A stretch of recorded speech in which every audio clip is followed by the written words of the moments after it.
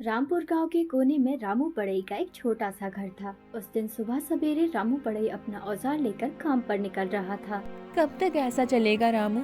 हर सुबह कुछ आस लेकर जाते हो और शाम को निराश होकर घर लौटते हो। क्या तुम्हें दिखाई नहीं देता है कि पूरे गांव में सबसे बुरी हालत है हमारी? क्या करूं सुनीता, तुम ही बताओ। हमारी किस्मत ही फूटी हुई है, तो मैं क्या कर सकता हूँ। जब भी हालात सुधारने लगते हैं, कुछ ना कुछ ऐसा हो जाता है कि फिर से सब कुछ बिगड़ जाता है। अब तुम ही देखो, जब पहली बार जैसे तैसे कुछ जमा किया कि तुम बीमार पड़ गई, सब खर्च हो गया।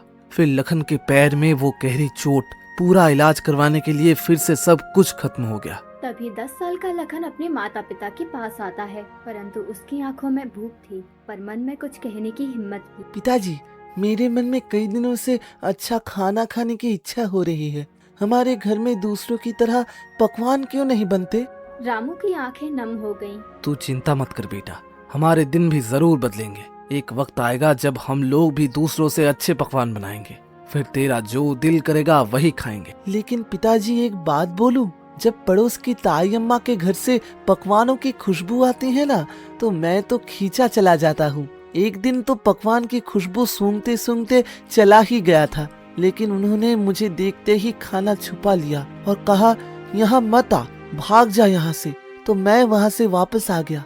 लखन की ये बातें सुनने के बाद सुनीता की आंखों में आंसू आ गए। उसका दिल अंदर से ऐसा हो गया जैसे मानो किसी ने मसल कर रख दिया हो। रामू कुछ नहीं बोला। उसने अपना औजार उठाया और अपनी दुकान की ओर चल दिया।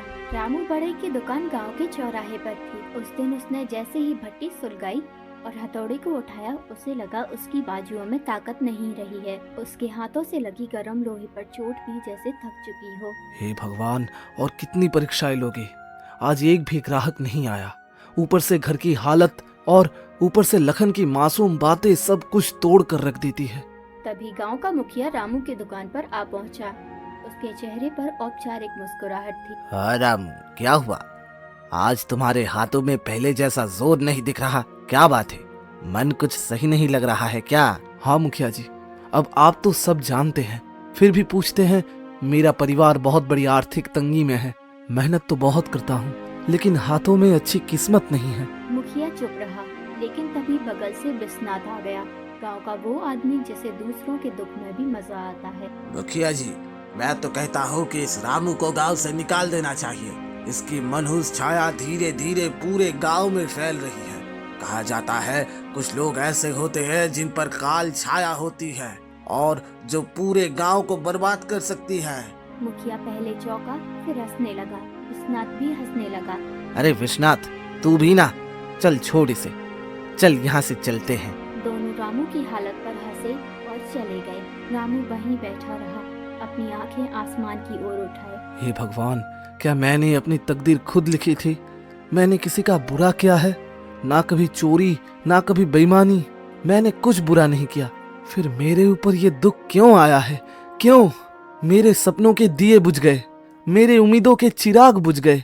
धुन में खो गया हूँ, कहीं से कोई रास्ता नजर नहीं आता। ये गरीबी और भूखमरी की समस्या कब खत्म होगी? कि तभी उसकी हथेली से उसका हथौड़ा नीचे गिर जाता है। उसका हौसला उस दिन मेहनत से पहले ही टूट गया। मैं आज भी खाली हाथ जाऊंगा। सुनीता उम्मीद लगाकर बैठी होगी।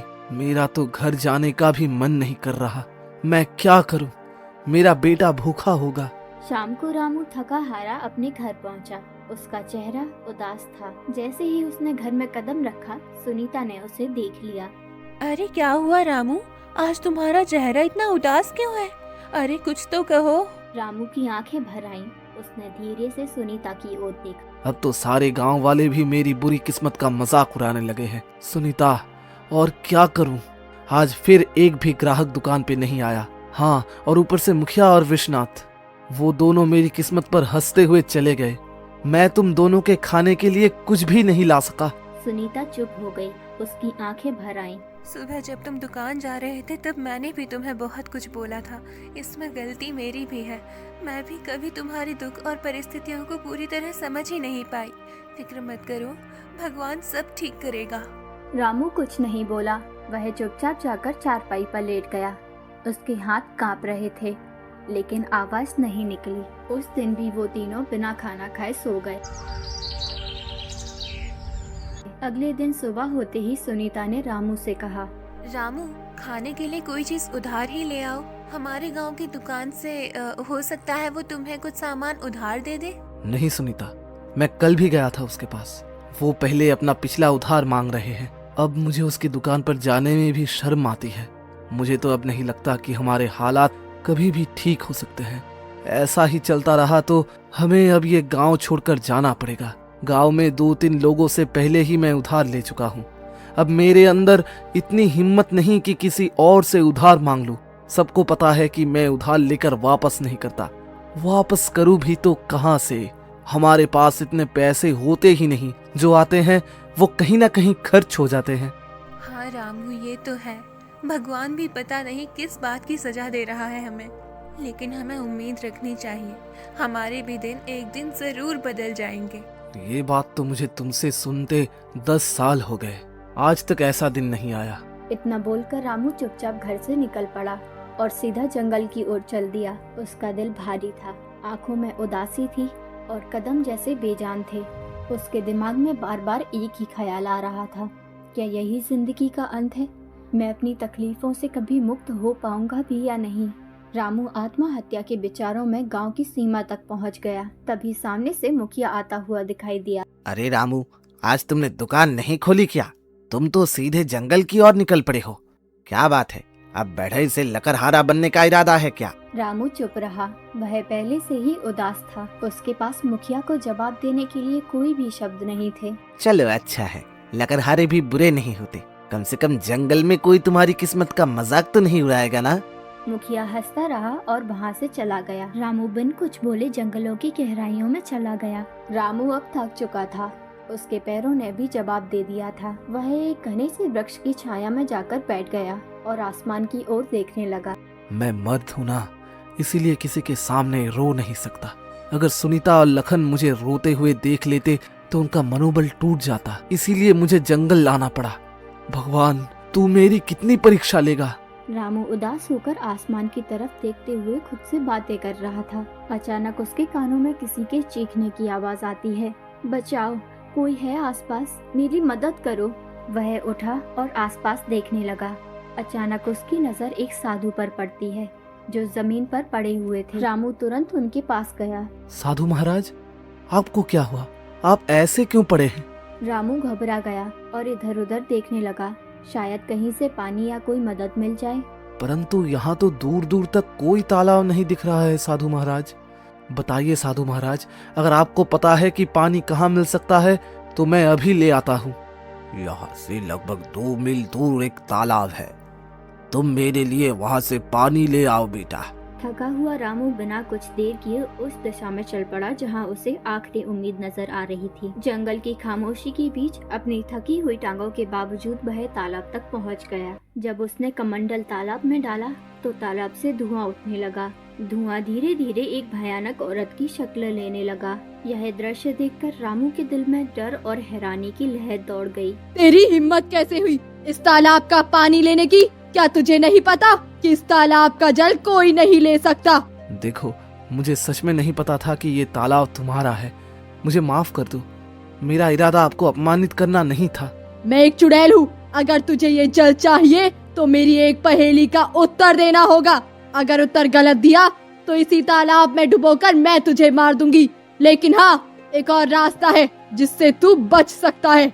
तू बिना जल लिए यहाँ से चला जा। ना तेरी पहेली का जवाब तुझे देना होगा और ना तेरी मौत होगी। रामू गहरी सोच में डूब गया। एक ओर साधु की प्यास और दूसरी ओर मृत्यु का भय। मैं यहाँ से जल लिए बिना बिल्कुल नहीं जाऊंगा। मैंने किसी से जल लाने का वचन दिया है और मैं अपना वचन नहीं तोड़ूंगा। फिर ठीक है, तो मेरी ये पहेली सुन। एक घर ऐसा जो हर दिशा में खुला हो, जिसके अंदर उजाला हो, पर ना कोई खिड़की हो, ना कोई दरवाजा, ना कोई दीवार हो और ना ही कोई जमीन। फिर भी सब कुछ उसमें समाया हो। बता, कौन है वो? रामू ने कुछ क्षणों के लिए अपनी आंखें बंद कर ली। उसकी सांसें तेज और बेकाबू थीं। मानो दिल के भीतर एक तूफान चल रहा हो, लेकिन उसके चेहरे पर एक अनोखा सा सुकून था, एक गहराई से भरा शांत भाव, जैसे वो अपने भीतर की रोशनी से सच्चाई का भाव ढूंढने की कोशिश कर रहा हो और उस कठिन पहेली का जवाब ढूंढ रहा हो। अंदर से बेचैनी के बावजूद भी उसके माथे पर एक दृढ़ संकल्प की रेखा नजर आ रही थी, जो बता रही थी कि वो हार मानने वाला नहीं है। वो है मनुष्य का मन, जो हर दिशा में खुला होता है, जिसमें उजाला भी होता है और अंधकार भी। ना कोई दीवार, ना कोई दरवाजा, फिर भी उसमें पूरा संसार समा जाता है। चुड़ैल कुछ पल चुप रही, जैसे रामू के उत्तर ने उसे हैरान कर दिया हो। फिर अचानक से वह जोर से हंसने लगी, एक ऐसी हंसी जिसमें हैरानी, गुस्सा और शायद थोड़ी खुशी भी छुपी हुई थी। तू पहला व्यक्ति है जिसने मेरी पहेली का सही उत्तर दिया है। जा, जितना जल चाहिए ले जा। आज तुझ जैसे व्यक्ति से मिलकर मुझे बहुत ही ज्यादा प्रसन्नता हुई। रामू ने अपने कमंडल को ठंडे और साफ पानी से भर लिया। उसकी आंखों में एक चमक थी, सफलता और संतोष की। फिर वह तेजी से लौट पड़ा। कदमों में तेजी थी पर दिल में शांति। वह सीधे उसी स्थान पर पहुंचा जहां साधु महाराज निर्जीव से पड़े थे, जैसे उसके जीवन की आखिरी उम्मीद सिर्फ रामू की वापसी से जुड़ी हो। लीजिए महाराज, मैं जल ले आया हूँ। बेटा, क्या सच में तुमने उसी तालाब से जल लिया है? हाँ महाराज, आपने कहा था और मैंने निभाया। मुझे लगा था कि तुम जल नहीं ला पाओगे, क्योंकि मैं जानता था कि इस तालाब में एक चुड़ैल का वास है। जब भी कोई मनुष्य जंगल में आता है, मैं हमेशा उसकी ऐसी ही परीक्षा लेता हूँ। अक्सर मैंने देखा है कि वो मनुष्य चुड़ैल के डर से भाग जाता है, लेकिन तुम पहले मनुष्य हो जिसने उस चुड़ैल की पहेली को हल किया और मेरे लिए जल लेकर आए हो। इतना कहकर साधु ने अपनी आंखें बंद की और कुछ मंत्र पढ़ने लगे। तभी वहाँ रंग बिरंगी किरणों के साथ एक सुंदर हिरण प्रकट हुआ। तूने मेरी मदद की है, इसीलिए मैं तुझे ये भेंट देना चाहता हूँ। साधु महाराज, इतना तो मुझे पता चल गया कि आप कोई चमत्कारी साधु हैं, परंतु मैं इस हिरण का क्या करूँगा महाराज? इसे अपने घर ले जा और अपनी बेटी की तरह पाल इसे, और याद रख, ये हिरण तेरी किस्मत बदल देगा। मैं जानता हूँ कि तू सबसे ज्यादा अपनी किस्मत की वजह से परेशान है, वरना तेरे अंदर कोई बुराई नहीं है। तू मेहनती बढ़ई है, तेरे मन में कोई लालच नहीं है और तू दूसरों की मदद करने वाला भी है। इतना कहकर साधु वहाँ से चले गए। रामू ने उस हिरण को सावधानी से उठाया और अपने घर की ओर चल दिया। हिरण की सुंदरता और चमक देखकर रामू के दिल में नई उम्मीद जागी और उसने ठाना कि वो हिरण की पूरी रक्षा करेगा और अपनी किस्मत बदलने की कोशिश भी करेगा। अरे, ये हिरण आपको कहाँ से मिला? रामू ने सारी कहानी सुनीता को सुनाई। हमारे घर में तो पहले से ही खाने के लाले पड़े हैं। अगर साधु महाराज को कुछ देना ही था तो धन दे देते। उन्होंने ये हिरण क्यों? अब हम भला इस हिरण का क्या करेंगे?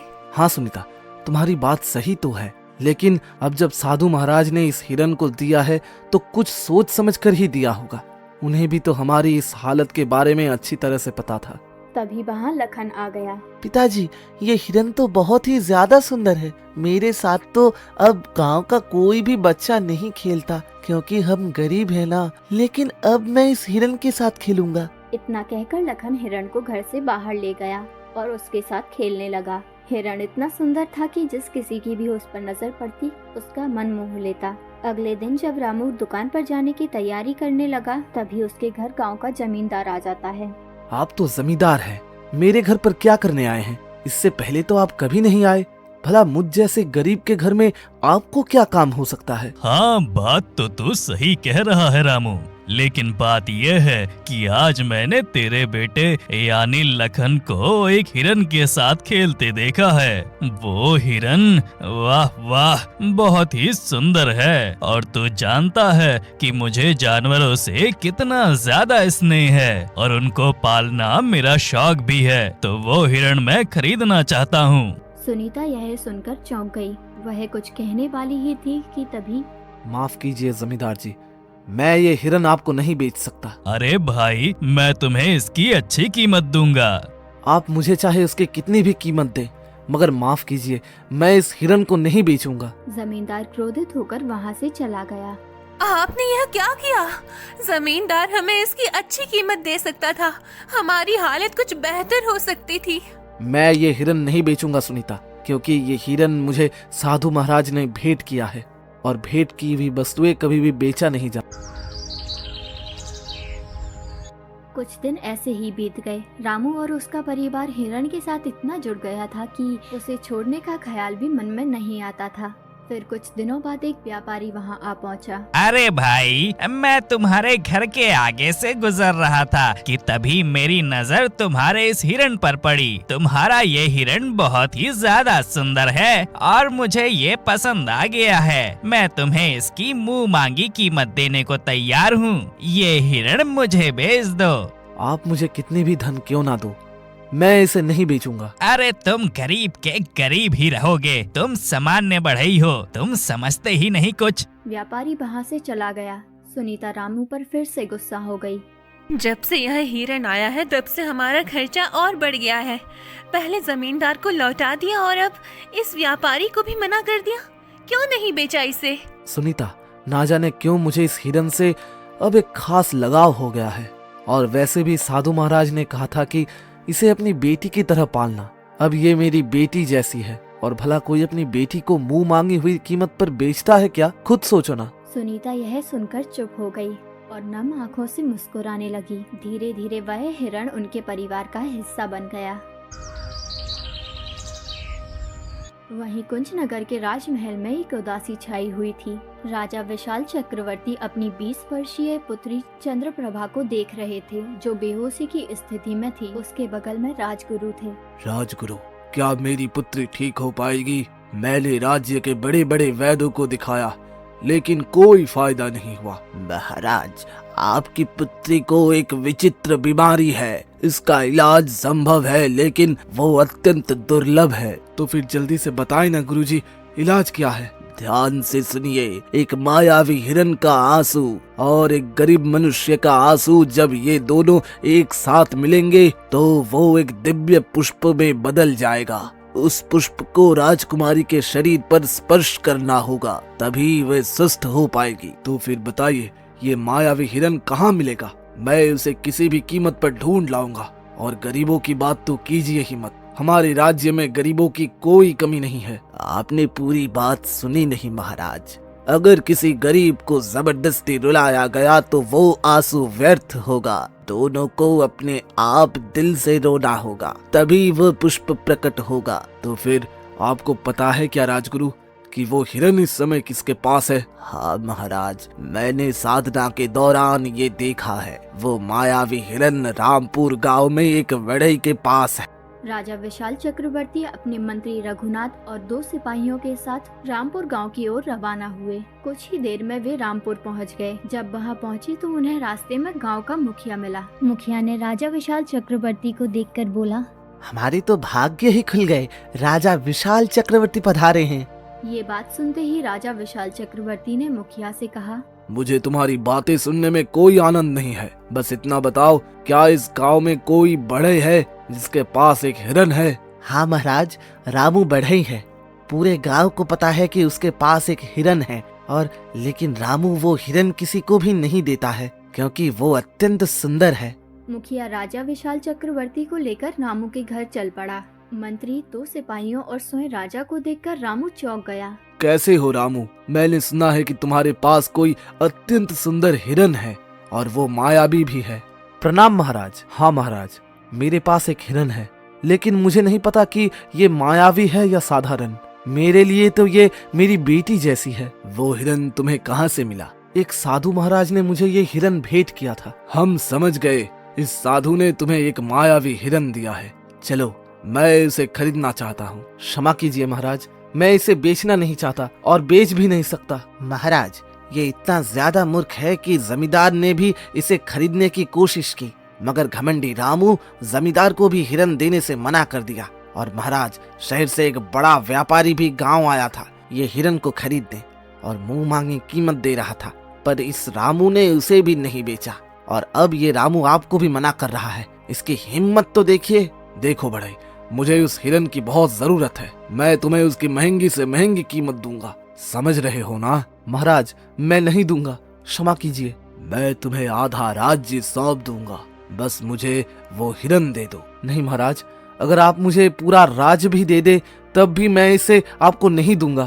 क्षमा करें। सिपाहियों, इस बड़े को बंदी बना लो और इस हिरन को पकड़कर महल में ले जाओ और चलो। सिपाहियों ने रामू और हिरण दोनों को पकड़कर महाराज के सामने पेश किया। कैसा लग रहा है अब मूर्ख? मैं तुम्हें आधा राज्य देने को तैयार था और तुमने इनकार कर दिया। अब मैं तुम्हें इस हिरन को बिल्कुल नहीं दूंगा। आखिरी बार देख लो इसे, मूर्ख कहीं के। महाराज, मैं जानता हूँ कि आप जो निर्णय लेते हैं उस पर अड़ित रहते हैं। बस आपसे मेरी एक विनती है, मैं अपने इस हिरन को एक बार गले लगाना चाहता हूँ। मैं इसे अपनी बेटी के समान चाहता हूँ। जा, तुम्हें इतनी मोहब्बत है तो जा, गले लगा ले इसे। रामू जल्दी से उसके पास गया और हिरण को गले लगा लिया। दोनों की आंखों से आंसू बहने लगे और जब वो आंसू धरती पर गिरे वहाँ एक लाल फूल खिल गया। महाराज, यही वो फूल है जो आपकी पुत्री को ठीक कर सकता है। राजा विशाल चक्रवर्ती जल्दी से उस फूल को लेकर अपनी पुत्री के कमरे में गए और पुत्री के शरीर से फूल को स्पर्श कराते ही वो होश में आ गई। राजा विशाल चक्रवर्ती खुशी के साथ राज दरबार वापस आ गए। मुझे माफ कर दो रामू, मैं अपनी पुत्री के प्यार में अंधा हो गया था और तुम्हारे साथ अन्याय किया। तुम्हारे आंसू सच्चे थे। अब मैं समझ गया कि तुम कितना सत्य बोल रहे थे। तभी वहाँ साधु महाराज प्रकट हो गए। महाराज, ये गरीब बड़े किस्मत का मारा है। इस हिरन को मैंने ही रामू को भेंट किया था और मैंने कहा था कि ये इसकी किस्मत बदल देगा। मैं जानता था कि आपकी पुत्री का इलाज इसी मायावी हिरन से होगा, लेकिन ये तभी संभव था जब हिरन पालने वाले की आंखों से सच्चे आंसू निकले, और सच्चे आंसू केवल सच्चे इंसान से निकलते हैं। साधु ने रामू को देखकर कहा, रामू, तुम्हारा काम पूरा हुआ और जैसा कि मैंने कहा था, ये हिरन तुम्हारी किस्मत बदलेगा। अब समय आ गया है रामू। इतना बोलकर साधु महाराज वहाँ से गायब हो गए। हम तुम्हें बहुत सा सोना देते हैं। तुम्हारी वजह से हमारी पुत्री ठीक हो गई है। हम तुम्हारा ये एहसान कभी नहीं भूलेंगे। महाराज, आपकी मेहरबानी है, लेकिन कृपया करके मुझे ये ना दे। नहीं नहीं रामू, ये भेंट है और भेंट को कभी ठुकराते और मना करते नहीं है। आज से तुम मेरे राजमहल में मेरे सलाहकार बनकर रहोगे और मेरे खजाने की देखरेख का काम तुम्हारे कंधों पर होगा। तुम सच्चे इंसान हो और हाँ, जिस गांव में तुम रहते हो, आज से तुम उस गांव के जमींदार हो। वो पूरा गांव अब तुम्हारा होगा। रामू पूरी दौलत लेकर अपने घर वापसी की ओर निकल पड़ता है, जो उसकी मेहनत, ईमानदारी और सच्चाई का अनमोल इनाम था। इस तरह एक सामान्य बड़े अपनी मेहनत और प्यार की वजह से किस्मत बदलने में कामयाब हो गया। उसका जीवन पहले से कई ज्यादा खुशहाल और सफल था और वह अपने गांव के लिए एक मिसाल बन